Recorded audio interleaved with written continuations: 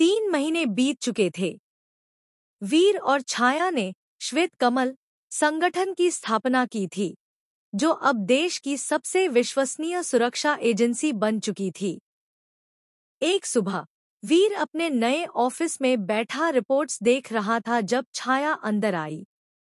वीर, नई जानकारी मिली है, छाया ने एक फाइल उसकी मेज पर रखते हुए कहा। ब्लैक लोटस के 3 और सदस्यों के बारे में पता चला है। वीर ने फाइल खोली। ये तो हाई प्रोफाइल राजनेता है। हाँ, छाया ने गंभीर स्वर में कहा, और इनमें से एक आज शाम यहाँ आने वाला है।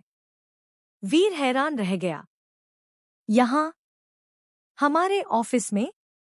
शाम को ठीक 7 बजे एक लंबा, गंभीर चेहरे वाला व्यक्ति ऑफिस में दाखिल हुआ। यह देश के गृह मंत्री श्री अमर सक्सेना थे। इंस्पेक्टर वीरेंद्र, उन्होंने हाथ मिलाते हुए कहा, मैं आपकी प्रशंसा करता हूँ। आपने देश को एक बड़े संकट से बचाया। धन्यवाद, सर, वीर ने कहा, पर मुझे लगता है आप सिर्फ प्रशंसा करने नहीं आए हैं। अमर सक्सेना मुस्कुराए। आप सही कह रहे हैं। मैं एक नए खतरे के बारे में बताने आया हूँ। उन्होंने एक पेनड्राइव वीर की ओर बढ़ाई। इसमें कुछ ऐसी जानकारी है जो आपको हैरान कर देगी। पेनड्राइव देखते ही वीर और छाया के चेहरे पीले पड़ गए। उसमें एक फोटो थी, वही कार और वही आदमी जिसने उन्हें समुद्र किनारे देखा था। यह आदमी? छाया ने कहा। हाँ, अमर सक्सेना ने गंभीर होते हुए कहा, यह शैडो है, ब्लैक लोटस का असली मास्टरमाइंड। और वह आप दोनों को अपना सबसे बड़ा दुश्मन मानता है। वीर ने पेनड्राइव को कंप्यूटर में लगाया। स्क्रीन पर एक वीडियो शुरू हुआ। एक विकृत आवाज में कहा गया, वीरेंद्र सिंह, डॉक्टर छाया मल्होत्रा, तुम्हें लगता है तुम जीत गए? तुम सिर्फ पहला राउंड जीते हो। अब असली खेल शुरू होगा।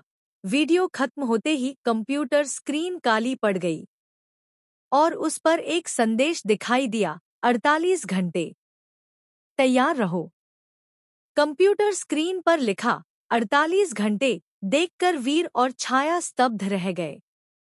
अमर सक्सेना ने गंभीर होते हुए कहा, यह आदमी कोई मजाक नहीं कर रहा। हमें तुरंत कार्रवाई करनी होगी। छाया ने तुरंत अपने टेक्निकल टीम को बुलाया। इस वीडियो का सोर्स ट्रेस करो और स्क्रीन पर आए उस मैसेज को एनालाइज करो। वीर ने अमर सक्सेना से पूछा, आपको इस शैडो के बारे में क्या पता है? बहुत कम, अमर सक्सेना ने कहा। हमें सिर्फ इतना पता है कि यह ब्लैक लोटस का संस्थापक सदस्य है और रुद्र प्रताप सिंह भी इसी के इशारे पर काम करता था। तभी छाया का फोन बजा।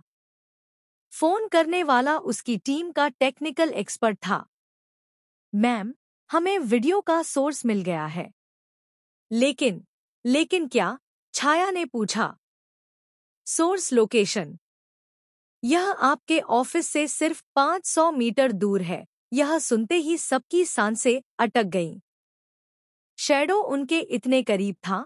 वीर ने तुरंत एक्शन लिया। छाया, तुम यहीं रहो, मैं उस जगह पर जाता हूं। पर तभी ऑफिस की लाइटें बंद हो गईं और एक विकृत आवाज लाउडस्पीकर से गूंजी, कहीं जाने की जरूरत नहीं, वीरेंद्र, मैं खुद आ गया हूं। आपातकालीन लाइट्स जलते ही सबने देखा कि ऑफिस के बीचों बीच एक व्यक्ति खड़ा है। लंबा, काले कोट वाला और चेहरे पर एक मास्क। शैडो। वीर ने अपनी पिस्तौल तानते हुए कहा। पिस्तौल नीचे रखो, वीरेंद्र, शैडो ने कहा, नहीं तो तुम्हारी मां फिर से खतरे में पड़ जाएगी। वीर की नजरें तारा की तरफ गईं, जो कोने में खड़ी थी। उनके पीछे एक आदमी खड़ा था, हाथ में पिस्तौल लिए। क्या मतलब? वीर ने गुस्से में पूछा। मतलब सीधा सा है, शैडो ने कहा, तुम मेरे लिए एक छोटा सा काम करोगे? नहीं तो तुम्हारी माँ को मरना पड़ेगा। क्या काम? छाया ने पूछा। शैडो ने एक फोल्डर फेंका। इसमें एक नाम है। उस व्यक्ति को 24 घंटे के अंदर मारना है। वीर ने फोल्डर खोला और अंदर का नाम देखकर स्तब्ध रह गया। शैडो और उसके सशस्त्र साथियों ने पुराने घर को चारों ओर से घेर लिया। वीर और छाया बुरी तरह फंस चुके थे। अब बताओ वीर, शैडो ने गहरी, विकृत आवाज में कहा, तुम्हारा फैसला क्या है? अमर सक्सेना की जान या तुम्हारी माँ की जान? वीर ने छाया की ओर देखा। उसकी आंखों में एक संकेत था, वह कुछ योजना बना रही थी। ठीक है, वीर ने कहा, मैं तुम्हारी शर्त मानता हूं। पर पहले मुझे यह बताओ कि तुम कौन हो? शैडो जोर से हंसा। तुम सच में जानना चाहते हो? हंसते हंसते उसने धीरे धीरे अपना मास्क उतारा। जैसे जैसे मास्क उतर रहा था, वीर की सांसें रुकती जा रही थी। मास्क के नीचे का चेहरा देखकर सब हैरान रह गए। यह कोई अजनबी नहीं था, कपिल। वीर की आवाज में अविश्वास था। कपिल, वीर का वह पुराना दोस्त जो 3 साल पहले एक मिशन में मर गया था। वही कपिल जिसकी मौत पर वीर महीनों तक शोक मनाता रहा था। हाँ, वीर, कपिल ने कड़वी मुस्कान के साथ कहा, तुम्हारा पुराना दोस्त, जिसे तुम मरा हुआ समझ बैठे थे। पर यह कैसे संभव है? छाया ने पूछा। बहुत आसान है, कपिल ने कहा। जब तुम्हें लगता है कि तुम्हारा अपना ही दोस्त तुम्हें धोखा दे सकता है। वीर को अब सब कुछ याद आ रहा था। 3 साल पहले का वह मिशन, जहां कपिल को मरा हुआ छोड़कर उसे भागना पड़ा था। तुमने हमें धोखा दिया? वीर ने पूछा। उस मिशन में? धोखा? कपिल चिल्लाया। तुमने मुझे मरा हुआ छोड़ दिया। तुम्हें लगा मैं मर गया हूं और तुमने मेरी मदद करने की कोशिश तक नहीं की। वीर हैरान था। पर मैंने तो। चुप। कपिल गुस्से में था। अब बताओ तुम्हारा फैसला क्या है? सिर्फ 10 घंटे बाकी हैं।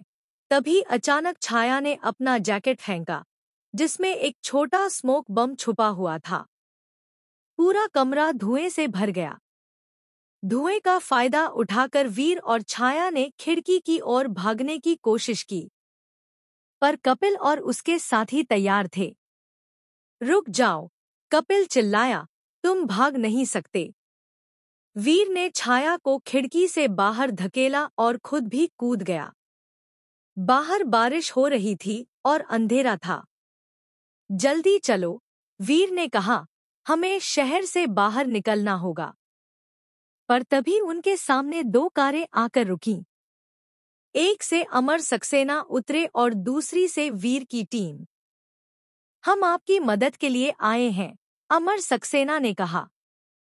वीर ने जल्दी से सबको स्थिति समझाई। कपिल जिंदा है और वही शैडो है। हमारे पास सिर्फ 9 घंटे बाकी हैं। अमर सक्सेना गंभीर हो गए। हमें उसका सामना करना होगा। पर पहले हमें पता करना होगा कि उसने वीर के पिता के बारे में क्या छुपाया है। छाया ने अपना लैपटॉप खोला। मैंने उस पेनड्राइव की फाइल को रिकवर कर लिया है जो अधूरी थी। सबने वीडियो का बचा हुआ हिस्सा देखा। वीर के पिता कह रहे थे, वह तुम्हारा सौतेला भाई है। मैंने कई साल पहले एक गलती की थी। वीर स्तब्ध रह गया। कपिल उसका भाई था? यह संभव नहीं, वीर ने कहा। मैंने कभी नहीं सुना कि मेरा कोई भाई है। तभी वीर का फोन बजा। कपिल का मैसेज था। तभी वीर का फोन बजा। कपिल का मैसेज था। अब तुम्हें सच्चाई का पता चल गया होगा। पर तुम्हें अभी भी पूरा सच नहीं पता। हमारे पिता ने मेरी माँ को छोड़ दिया था और मुझे कभी स्वीकार नहीं किया। अब तुम समझ सकते हो कि मैं इतना गुस्से में क्यों हूं। वीर ने छाया की ओर देखा। हमें उससे मिलना होगा। इस बार बातचीत से हल निकालना होगा। अमर सक्सेना ने सिर हिलाया। पर पहले हमें एक योजना बनानी होगी। वीर ने कपिल को मैसेज किया। मिलते हैं। बिना हथियारों के। आखिरी बार। क्या वीर और कपिल शांति से मिल पाएंगे? क्या सच में कपिल वीर का भाई है? अगले एपिसोड में भाइयों का आमना सामना और एक नई शुरुआत।